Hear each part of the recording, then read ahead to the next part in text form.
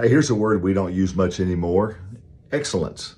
I'm not sure we even really strive for excellence much anymore. It seems like we settle for good enough. Well, in the first novel of Alexander Solzhenitsyn, it's titled One Day in the Life of Ivan Denisovich. And in this story, it recounts the lives of men and women who were Russian between the years 1922 and 1953. And these folks were living under the leadership of Joseph Stalin. Well, Solzhenitsyn described the life of Ivan. That's who the principal character is in this story, is Ivan. He's a political prisoner, and he is in one of the many, I guess you could call them prison camps in Siberia. The weather was about 20 degrees below zero, and he was helped building a wall, kind of one of the prison walls there. The foreman was giving orders to hurry up and get the job done. I mean, it was cold, and as the sun was going down, it just got colder. And he was pushing everyone to finish as fast as they could. And one of the things he got the prisoners to do was to take the extra mortar and just dump it over the wall.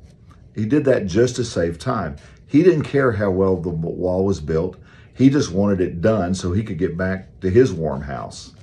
Well, he screamed repeatedly at Ivan, "Let's be off." In other words, get it done. And Ivan wouldn't rush. He would never hurry. He would take his time as he built the wall. Finally, he was screaming at him to come down off the ladder from building the wall, and Ivan didn't come down right away. He looked down the wall, and his eye was still good. He saw that it was straight.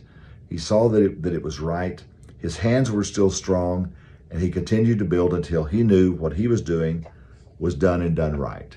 Well, as it turned out, he finished, he came down the ladder, and in the story, the idea of excellence was a constant theme in the writings of Alexander Solzhenitsyn.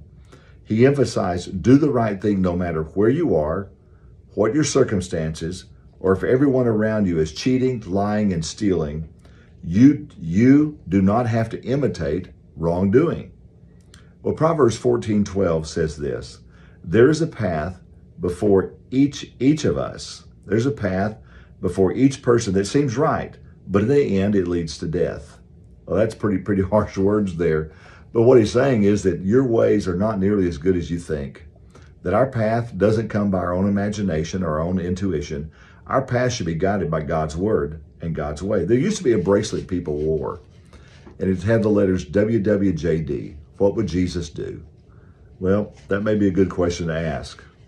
And you know that if you follow the path of Jesus through God's word, you'll always do the right thing. It's just a thought. Man, God bless you. Thanks for being with me today. You're looking for a great place to worship? Love for you to come on down to Meadowbrook at 9:45 and 11. We have a great time. Love to have you. God bless you.